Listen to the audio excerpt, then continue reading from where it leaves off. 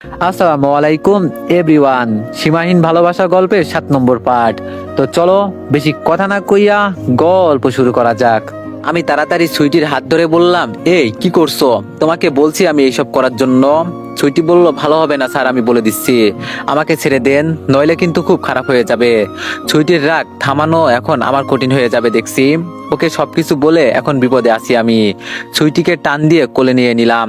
এরপরও ও বলছে, আমাকে ছেড়ে দেন বলছি স্যার, নইলে আপনার খবর আছে কিন্তু বলে দিলাম। আমি আঙ্কেলকে ইশারা করে বললাম, আমি ওকে নিয়ে গেলাম রুমে, নাইলে ও পাগলামি করবে। আঙ্কেল বলল, ঠিক আছে যাও, আর আমি বিষয়টা দেখছি বাবা। সুইটিকে কোলে নিয়ে উপরে চলে গেলাম। রুমে গিয়ে দরজা বন্ধ করে বললাম, কি করছো? মাথা ঠিক আছে তো? সুইটিকে ছেড়ে দিতেই ও আমাকে বালি দিয়ে মারতে লাগলো। কিছুক্ষণ মেরে ও আবার কান্না করতে লাগলো। আমি ওকে কাছে টেনে এনে বললাম, এই কি হয়েছে, এখন আবার কান্না করছো কেন? সুইটি বলল, স্যার আপনার কষ্ট দেখলে আমি সহ্য করতে পারি না। আপনার কিচ্ছু হওয়া মানে আমারও কিচ্ছু হওয়া। খুব ভালোবাসি আপনাকে স্যার, ওই মেয়ে আপনাকে মেরেছে, আমার সহ্য হচ্ছে না স্যার, আমি কি করব বলেন। সুইটিকে বুকের সাথে মিশিয়ে বললাম, আমার মতো ফালতু একটা ছেলের এত ভালো একটা মেয়ে জীবন সঙ্গী হবে তা কখনো চিন্তা করি নাই। আমি তোমার কাছে হেরে গেলাম সুইটি, আমি তোমাকে ছাড়া থাকতে পারবো না, ভালোবেসে ফেলেছি সুইটি আমি তোমাকে। সুইটি আমাকে শক্ত করে জড়িয়ে ধরে বলল, স্যার যদি পারতাম আপনার সাথে মিশে যেতে তাহলে আমি তাই করতাম। আজকে আপনাকে কান্না করতে দেখে আমার বুকটা ফেটে যাচ্ছিল। মন চাইছিল আপনার সাথে যে ঝগড়া করেছে ওদের সব কয়টাকে খুন করতে।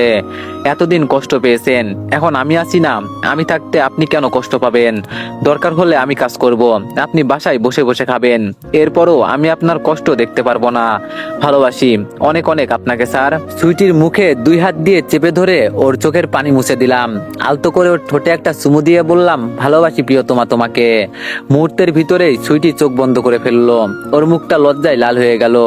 সুইটি আমার থেকে একটু দূরে গিয়ে বলল, যান স্যার, এভাবে কিস করলেন কেন? আমার বুঝি লজ্জা করে না?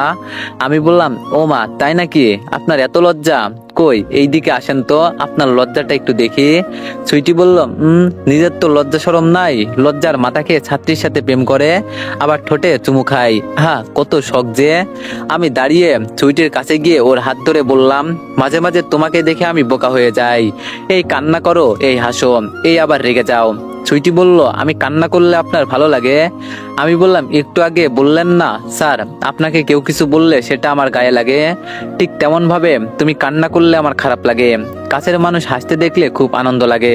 সুইটি বলল, লাভ ইউ স্যার। আমি বললাম, এখন পড়তে বসো, অনেকটা সময় চলে গেছে। সুইটি বলল, আজকে মনটা খুব খারাপ, পড়বো কিভাবে? সুইটিকে টেবিলে বসিয়ে ওর সামনে আমি বসে বললাম, প্রেমের সময় প্রেম, পড়ার সময় পড়া। আমি তোমার বাবাকে কথা দিয়েছি, আমি তোমাকে স্কুলের টপ ছাত্রী বানাবো, আর আমার কথা তুমি রাখবে না? সুইটি বলল, বাবা স্যার আপনি তো সুন্দর কথা বলেছেন, প্রেমের সময় প্রেম আর পড়ার সময় পড়া। আঙ্কেলকে দেখে দাঁড়িয়ে গেলাম আর বললাম, আঙ্কেল দরজা তো লাগানো ছিল। সুইটি আমার দিকে তাকিয়ে বলল, ওরে বোকা, দরজা চাপিয়ে দিলেই লাগানো হয়ে গেল। আর বাবা তোমার এখন আসার সময় হলো, একটু পর আসতে দিলে তো সবকিছু নষ্ট করে। অনেক হচ্ছে সবচেয়ে বিশ্বস্ত বুকমেকার, যা পিএইচডি এবং সিরিয়া অ্যাপের অফিসিয়াল পার্টনার। আর আপনারা তো জানেন ইন্ডিয়ান প্রিমিয়ার লিগ শুরু হয়ে গিয়েছে, এটি হতে পারে সবচেয়ে বড় সুযোগ আপনার প্রিয় দলকে সমর্থন করার। এই অ্যাপসে আপনি cricket, football, tennis live match দেখতে এবং তাদের স্কোর ভবিষ্যৎবাণী করে সহজেই অর্থ উপার্জন করতে পারবেন। সেই সাথে বিএমডব্লিউ গাড়ি, আইফোন, ল্যাপটপ এবং আরো অনেক নগদ পুরস্কার জেতারও সুযোগ রয়েছে। এই অ্যাপটিতে আপনি class, crystal, under and over 21 ইত্যাদি গেম খেলে সহজেই আয় করতে পারবেন। আপনি বিকাশ, নগদ, রকেট, ব্যাংক, ক্রিপ্টো, পেপাল এবং অন্যান্য সহজ পদ্ধতির মাধ্যমে সহজেই আপনার জেতা টাকা তুলতে পারবেন। এখানে আপনি 24 ঘন্টা 7 দিন গ্রাহক সহায়তা পাবেন। তাই এখনই গুগলে অনেক সার্চ করে প্রথম ওয়েবসাইটে গিয়ে রেজিস্ট্রেশন করুন। আর হ্যাঁ, রেজিস্ট্রেশনের সময় আমার প্রোমো কোড VOTO7 ব্যবহার করে প্রথমবার ডিপোজিটে 20,000 টাকা পর্যন্ত পান। সুইটির কথা শুনে আঙ্কেল আমাকে বলল, আমি জানি তুমি সবকিছু বোঝো, এজন্য কোনটা ভালো আর কোনটা মন্দ এটাও তুমি বোঝো, এখন একটু বাইরে আসো। আর সুইটি, তো স্যারের জন্য 1 কাপ চা তৈরি করে নিয়ে আই যা। সুইটি বলল, কিন্তু বাবা আমি তো এইসব পারি না বানাতে। আঙ্কেল বলল, না পারলে স্যার তোরে বিয়ে করবে না, এখন যা গিয়ে তোর আম্মুকে বল। সুইটি আঙ্কেলের কথা মতো চলে গেল। আমি আঙ্কেলের সাথে নিচে গেলাম। নিচে গিয়ে দেখি আমাদের অফিসের বস সবাই বসে আছেন। আমাকে দেখে বলল, বাবা এখানে আসো তো একটু, আমার মেয়ে কি না কি বলেছে, এজন্য রাগ করে চলে আসতে হয়, এখানে বসো। আমি স্যারের কথা মতো ওনার সামনে বসে বললাম, বলেন স্যার। স্যার বলল, মন খারাপ হয়েছে বুঝি তোমার? আমি বললাম, স্যার মন খারাপ হবে না কেন বলেন, আপনার মেয়ে আমাকে 2 টাকার চাকর বলে, আবার বলে আমি রাস্তার পোলাম। এইসব শুনে কারই বা খারাপ লাগবে না? স্যার বলল, আমার বেস্ট ফ্রেন্ডকে আমি কিভাবে অপমানিত করব বলো? আর অফিসটা কিন্তু আমার মেয়ের না। তুমি আমার অফিসে গিয়ে চাকরি করবে, ঠিক আছে? আমার মেয়ের সাথে কোনো কথা বলতে হবে না। আমি তোমাকে পুরোপুরি অধিকার দিলাম, যাও। আর হ্যাঁ, একটা কথা, যদি অফিসে কোনো সমস্যা হয় তাহলে আমাকে বলবে, কোনো ঝগড়া করতে হবে না। এরই মাঝে সুইটি এসে সবার কাছে চায়ের কাপ দিয়ে স্যারকে বলল, উনি কে ভালো করে জানেন তো, আর কোনোদিন ওনাকে আপনার মেয়ে বা আপনি অপমানিত করেন তাহলে আমাকে কিন্তু কেউ আটকাতে পারবে না, এটাই মনে রাখবেন। আঙ্কেল, সুইটির কথা শুনে বড়সড় একটা শক খেলো মনে হচ্ছে। আমি দাঁড়িয়ে সুইটির হাত ধরে বললাম, আপনারা মুরব্বীরা মিলে কথা বলেন, আমি ওকে গিয়ে পড়াই।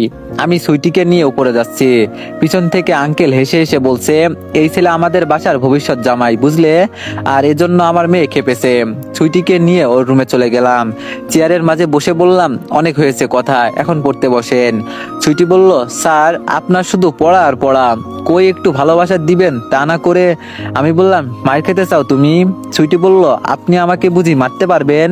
এই কথা বলে সুইটি ওর মুখ আমার দিকে এগিয়ে দিয়ে বলল, দেখি এখন আমাকে মারেন তো, আমিও দেখতে চাই আপনি আমাকে কিভাবে মারেন। সুইটির মাথায় টুকা দিয়ে বললাম, এত পাকনা পাকনা কথা কেন বলো তুমি, হ্যাঁ? সুইটি বলল, স্যার আপনাকে দেখলে যে অনেক কিছু বলতে মন চাই। আমি বললাম, আমি তোমাকে কখনো বলবো না যে আমি তোমাকে ভালোবাসি না, কিন্তু সব সময় এক জিনিস নিয়ে পড়ে থাকলে হবে না। আমি আগেই বলেছি, পড়ার সময় পড়া, প্রেমের সময় প্রেম। আমি কি বললাম বুঝতে পারছো তো তুমি? এখন কি তুমি পড়বে নাকি আমি চলে যাব? সুইটি মন খারাপ করে বলল, আচ্ছা ঠিক আছে স্যার, যতই হোক আপনি আমার ভবিষ্যৎ স্বামী, আপনার কথা তো শুনতেই হবে। আমি এবার মনোযোগ সহকারে সুইটিকে পড়াতে লাগলাম। ওকে পড়ানো শেষ হতেই বললাম, তো ম্যাডাম এখন কি আমি যেতে পারি বাসায়? সুইটি বলল, স্যার এই পৃথিবীতে আমার মা বাবা ছাড়া কেউ নেই। ছোট থেকে আমি আমার বাবা মায়ের কথা কখনো অমান্য করি নাই। আপনি এখন আমার বাবাকে জিজ্ঞেস করবেন আমাদের প্রেম মেনে নিবে কিনা। এমনও তো হতে পারে আমার বাবা রাগ করে তখন আপনার সাথে এই কথা বলেছে। আমি বললাম, আচ্ছা এই নিয়ে চিন্তা করতে হবে না, আমি কথা বলবো আঙ্কেলের সাথে। সুইটি বলল, স্যার আমি কখনো যে এইসবে জড়িয়ে যাব ভাবি নাই, আমার বাবা মাকে যে আমি কষ্ট দিতে পারবো না। আমি বললাম, এত যেহেতু এইসব চিন্তা করো তাহলে আমাকে ছেড়ে দাও, তোমার মায়ায় আমি পড়ি নাই যে এমন কথা নয়, তবে আমি কখনো আঙ্কেলের সাথে বেইমানি করতে পারবো না। আবার এই বিষয় নিয়ে কথা বলছো তোমরা? আর সুইটির বাবা তো তখন বলল, উনি তোমার আম্মুর সাথে পরে এই বিষয় নিয়ে কথা বলবে। তাহলে আবার একই বিষয় নিয়ে? আন্টিকে দেখে আমরা চুপ হয়ে গেলাম। তবে সুইটি আমার দিকে অগ্নিদৃষ্টিতে তাকিয়ে আছে। কিছু হবার আগে এখান থেকে কেটে পড়াই ভালো। আমি এবার দাঁড়িয়ে বললাম, তো আন্টি এখন আমি চলে যাই, এমনি অনেকটাই রাত হয়ে গেছে। আন্টি বলল, এখন যেতে হবে না, খেটে যাও। কিন্তু কে শোনে কার কথা? সুইটি যেভাবে আমার দিকে তাকিয়ে আছে, কিছু বললে এবার আমাকে মেরে ফেলবে ও। আঙ্কেলের থেকে বিদায় নিয়ে বাসায় চলে গেলাম। তবে একটা চিন্তা দূর হয়েছে যে এখন আমার এইসব বইগুলো পড়তে হবে না। যেখানে অফিসের মালিক আমাকে বলে গেল যে ওনার মেয়ের কথা শুনতে হবে না, সেখানে কে কি বলবে তা আমি দেখে কি করব। রাতে খাবার খেয়ে ঘুমিয়ে গেলাম। কিন্তু কিছুক্ষণ পর সুইটি এসে আমাকে ঘুম থেকে তুলে বলল, ওই বেবি তাড়াতাড়ি রেডি হয়ে নাও, আমরা এক জায়গায় বের হব। সুইটির কথা শুনে আমিও রেডি হয়ে নিলাম। কিন্তু বাসায় আমি আম্মু বা মাই কাউকে দেখতে পাচ্ছি না। সুইটি আমাকে বাসা থেকে বের করে আমার চোখ বেঁধে দিল আর বলল, আমি তোমাকে খুব সুন্দর একটা জায়গায় নিয়ে যাব, কোনো কথা বলতে পারবে না। জায়গাটা যদি পছন্দ হয় তাহলে কিন্তু আমার একটা লিপ কিস চাই, ঠিক আছে? গাড়ি তার আপন গতিতে চলতে লাগলো, বুঝতে পারছি। কিন্তু সুইটি আমার চোখ বেঁধে দিয়েছে, এজন্য আমি কিছু দেখতে পারছি না, শুধু অনুভব করতে পারছি। যখন সুইটি আমার চোখ থেকে কাপড় সরিয়ে নিল তখন দেখলাম আমরা একটা জঙ্গলের রাস্তা ধরে ভিতরে চলে আসছি। আর এক সাইডে গাড়ি রেখে সুইটি আমাকে নিয়ে জঙ্গলের ভিতরে চলে গেল। ও আমাকে টেনে ভিতরে নিয়ে যাচ্ছে। এর মাঝে আমি ওর হাত ধরে বললাম, তাই আমরা এখানে কি করতে এসেছি বেবি? সুইটি আমার মুখে হাত দিয়ে বলল, এখানে কেউ আমাদের বিরক্ত করবে না, এখানে আমরা কিছুক্ষণ একাকিত্ব সময় কাটাতে আসছি, আজকে কেউ আমাদের বিরক্ত করবে না। সুইটির হাত ছড়িয়ে দিয়ে বললাম, এইসব করা ঠিক না বেবি, চলো আমরা বাসায় যাই। আচমকা পিছন থেকে কয়েকজন ছেলে এসে আমাকে চেপে ধরলো। আর ছেলেগুলো হাসতে হাসতে বলল, ভালোই হলো, শিকারী নিজেই আমাদের হাতের মুঠোয় এসে গেছে, আজকে বেশ এনজয় করতে পারবো। এই কথা বলে 3-4টা ছেলে সুইটিকে আঁকড়ে ধরলো। ছেলেগুলোর মাঝে আমি বাড়িওয়ালার ছেলে আবিরকেও এই কথা বলে 3-4টা ছেলে সুইটিকে আঁকড়ে ধরলো। ছেলেগুলোর মাঝে আমি বাড়িওয়ালার ছেলে আবিরকে দেখে বললাম, ভাইয়া ও আমার একমাত্র গার্লফ্রেন্ড, ওকে ছেড়ে দিন প্লিজ। আমার কথা শুনে আবির হাসতে হাসতে বলল, ছেড়ে দিব মানে? প্রশ্নই ওঠে না। সুইটি চিৎকার করে বলল, আমাকে এখান থেকে নিয়ে যাও প্লিজ, আমি তোমাকে ছাড়া আর কারোর সাথে এসব নিষিদ্ধ সম্পর্কে জড়াতে পারবো না, প্লিজ আমাকে বাঁচাও। আমি সুইটির কথা শুনে চিৎকার দিয়ে বললাম, আবির ভাইয়া প্লিজ ওকে তুমি ছেড়ে দাও, ওর কিছু হলে আমি বাঁচবো না, প্লিজ ভাইয়া প্লিজ। এরই মাঝে আমার মুখের উপর পানি পড়লো আর আমি লাফ দিয়ে বিছানা থেকে উঠে গেলাম। তার মানে এতক্ষণ আমি স্বপ্ন দেখতেছিলাম? আমার পুরো শরীর একদম অবশ হয়ে গেছে, ভয়ে আমার শরীর একদম ঘেমে একাকার হয়ে গেছে। মাই হাসতে হাসতে বলছে, কিরে ভাইয়া আরো পানি দিতে হবে তোরে? ঘুমের মাঝে এইসব কি বলিস? ওকে ছেড়ে দাও প্লিজ। কি সব উল্টাপাল্টা বলিস? আমি বললাম, তাই বলে তুই আমার মুখের উপর পানি দিবি? মাহি বলল, পানি দিয়েছি, বেশ করেছি, সেই কখন থেকে ডেকে চলেছি, তোর ঘুম ভাঙার খবর নেই। আর একটা কথা, আমি তোর মানি ব্যাগ থেকে টাকা নিয়েছি, এখন আমি স্কুলে গেলাম, তুই উঠে রেডি হয়ে নে। মায়ের কথা শুনে বিছানা ছেড়ে উঠে ওয়াশরুমে চলে গেলাম। আমি অনেকের মুখ থেকে শুনেছি যে মানুষের দেখা স্বপ্ন নাকি মাঝে মাঝে সত্যি হয়ে যায়। এই কথাটা ভেবে একটু কেমন যেন লাগছে। তবে ধুর, এইসব ফালতু কিছু চিন্তা করার সময় আমার কাছে নেই। ফ্রেশ হয়ে টেবিলে গিয়ে বসতেই আম্মু বলল, বাবা তোরে একটা কথা বলতে চাইছি। আমি বললাম, বলো আম্মু, কি বলতে চাও? আম্মু বলল, বলছিলাম কি, বিয়ে তো করতেই হবে, এজন্য আমি বলি কি। আমি বললাম, বুঝেছি, তোমার বোন তোমার কানে কানমন্ত্র দিয়েছে তাই তো, এইসব দিলেও এখন কিছু হবে না, আমি এখন অন্য কাউকে পছন্দ করি, আর বিয়ে যদি করতেই হয় তাকেই করব। আম্মু বলল, তোর ইচ্ছে, আমি তোরে কিছু বলবো না। আমি আমার আম্মুর হাত ধরে বললাম, যার সাথে আমি সারা জীবন থাকবো তাকে যদি আমার পছন্দ না হয় তাহলে দেখা যাবে বিয়ের 2 দিন পরেই আমাদের ডিভোর্স হয়ে গেছে। আর তুমি কি এটা চাও বলো তো আম্মু? আম্মু বলল, আচ্ছা বাবা তোর ইচ্ছে, এখন আর দেরি না করে অফিসে চলে যা। আমি বললাম, আচ্ছা আম্মু। আমি রেডি হয়ে নিচে চলে গেলাম। নিচে গিয়ে দেখি মাহি মাইক্রোর দরজা খুলে ভিতরে বসে গেল। আর মাহি বসতেই মাইক্রো তার আপন গতিতে চলতে লাগলো। আমি মনে মনে বললাম, হয়তো সুইটি এসেছে ওকে নিতে, ভালোই হলো, আমার জায়গা তো সুইটি আমার দায়িত্ব পালন করছে।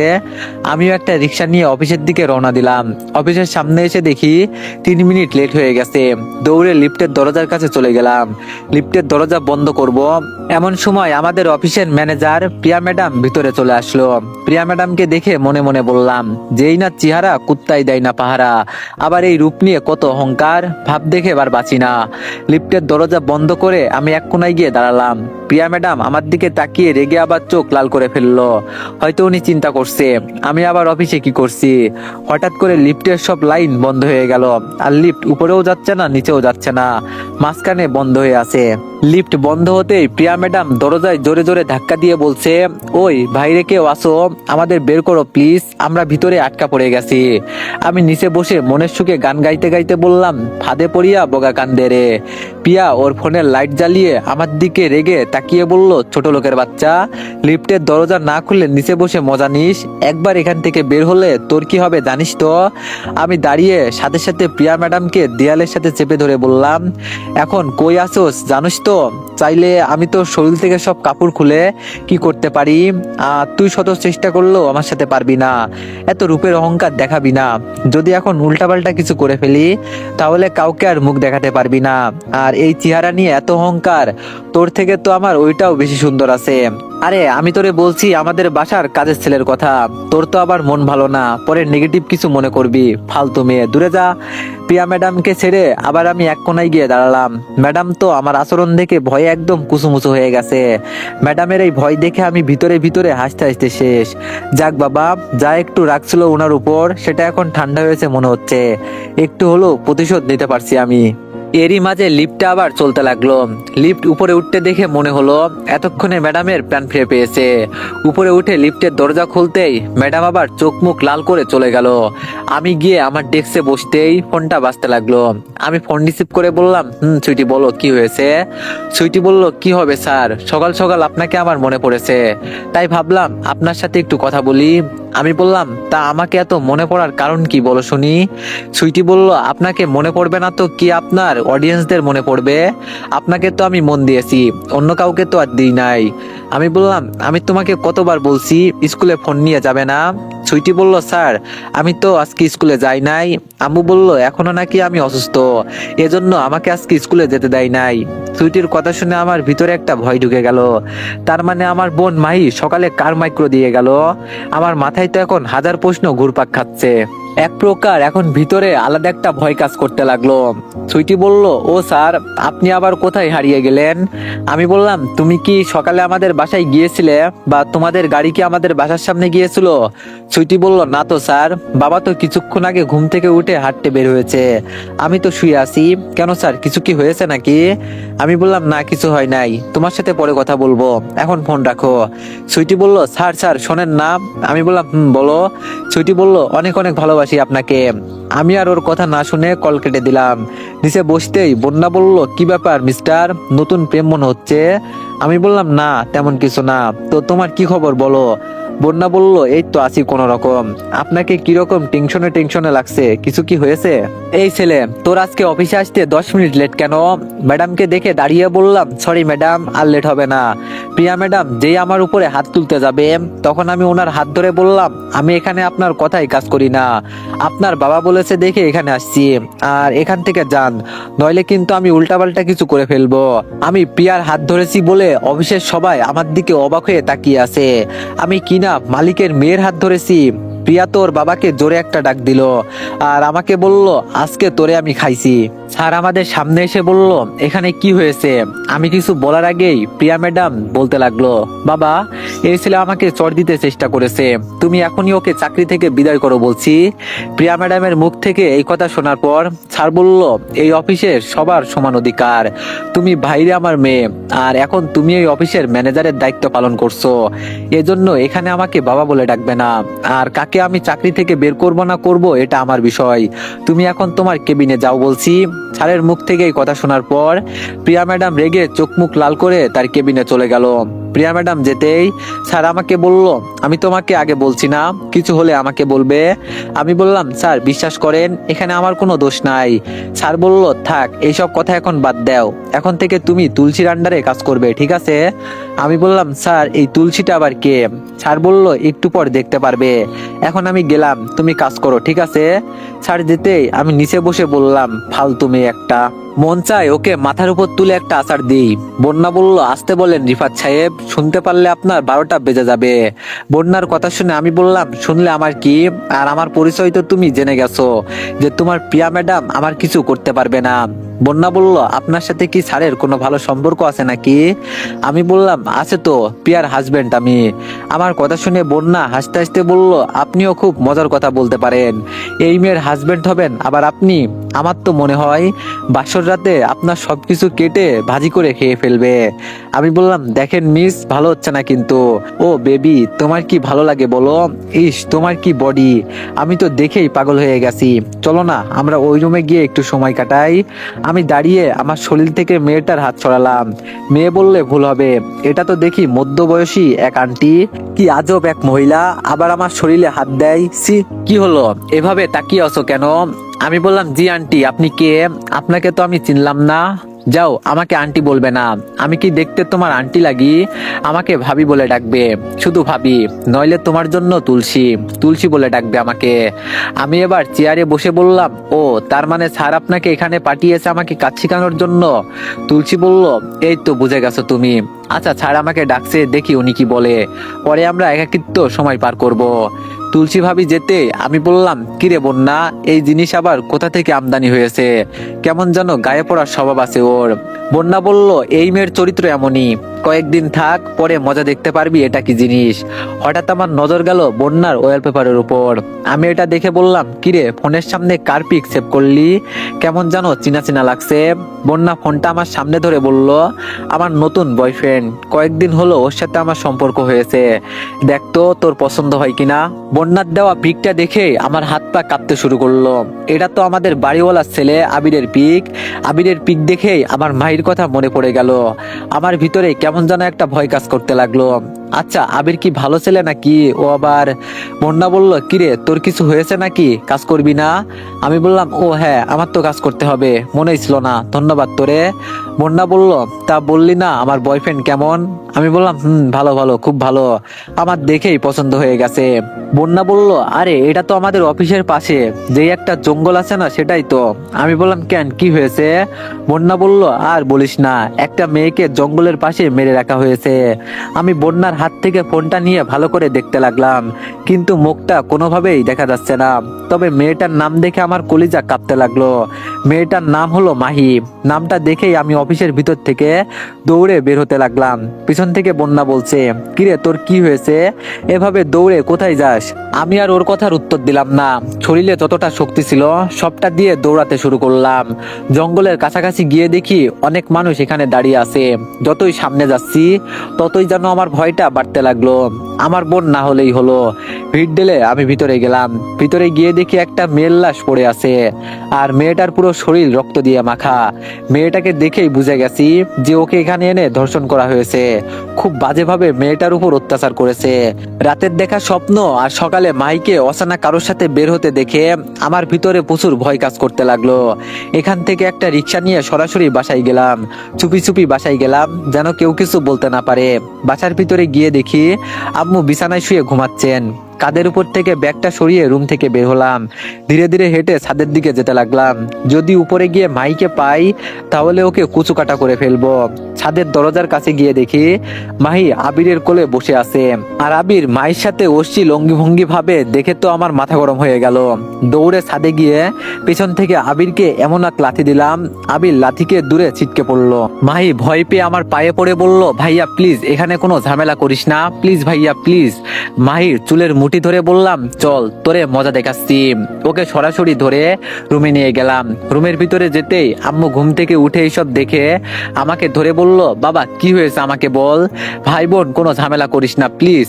মাহির গালে জোরে একটা চড় দিয়ে বললাম, তোর এত বড় সাহস কে দিয়েছে বাড়িওয়ালা ছেলের সাথে প্রেম করার? তোরে তো আমি। মাই চিৎকার দিয়ে বলল, আমি কিছু করলেই দোষ হয়ে যায়, আর তুই যে সুইটির সাথে প্রেম করিস এটা কিছু না। আমি বললাম, তুই আমার মুখের উপর কথা বলিস? মাই বলল, আমি তোর মুখের উপর কথা বলি নাই, তুই আমাকে কথা বলতে বাধ্য করলি। আমি এখন বড় হয়েছি, আমার মন, আমি যা ইচ্ছা তাই করব, তাতে তোর কি?